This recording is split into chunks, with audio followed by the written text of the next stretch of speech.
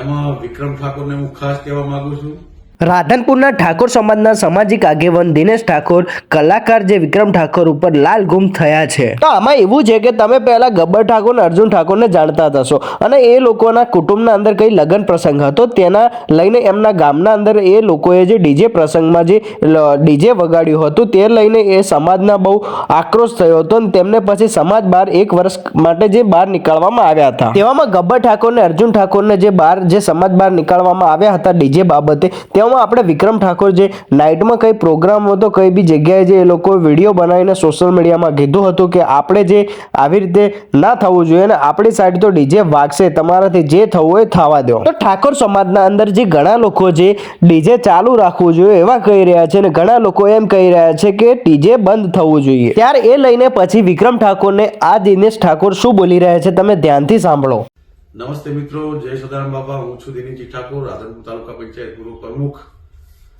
અને ઘણા સમયથી આ ઠાકોર સમાજનું 16 મુદ્દાનું બંધારણ સમાજ દ્વારા જે નક્કી કરવા આવ્યું ઓગણજીની થળીએ, એમાં અમુક લોકો બંધારણને તોડી અને સમાજમાં વાહિયાત વાતો ફેલાવવા માંગે છે।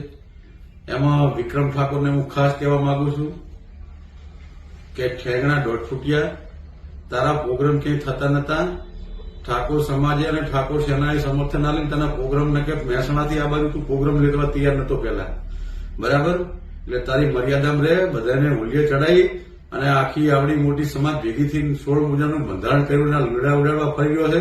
હવે આ બાજુ પ્રોગ્રામ કરવા આવજે ઉત્તર ગુજરાતમાં, પાટણ સુધીમાં છે, ખબર પડે તને આટલો મોઢે ચડાવ્યો, આટલો સહકાર આવ્યો એટલે તું સમાજ ઉપર જ તારા ઉપર હમણાં પેલો સરકારની વાત આવી તો તે હમણાં સમાજ ભેગો કર્યો હતો। તારે આમ સમાજની જરૂર છે, તે કેવા પિક્ચર બનાવ્યા છે આ દાડા સુધી, છોકરાઓને દારૂના રવાડે ચડ્યા, પ્રેમના ગમમાં ખાઈ ખાઈને આવા તો તે પિક્ચર બનાવ્યા છે, આવા તે સોંગ બનાવ્યા છે અને પાછો નીકળી ગયો સમાજની વાતો કરવા। મર્યાદામાં રહેતી, બરાબર? આ નતું બોલવું પણ આ સમાજના તારે સમાજની ઇજ્જતની વાત આવીને આ કેવું પડે રહ્યું છે, એટલે તું તારી મર્યાદામાં રહેતી અને હવે પ્રોગ્રામ કરી બતાવજે, આ બાજુ તને ખબર પડે એમ।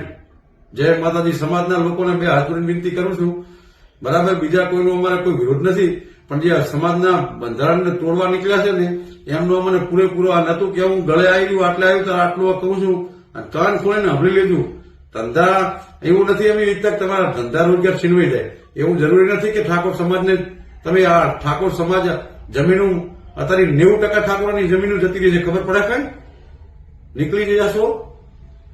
જય માતાજી। બસ સમાજને આટલો સંદેશો આપવાનો હતો। તો દોસ્તો હવે આ ડીજેનો મુદ્દો કેટલા સુધી જશે એ તો ખબર નથી, પણ તમને શું લાગે છે કોમેન્ટના અંદર જરૂર લખી દેજો ને જય હિન્દ, જય ભારત।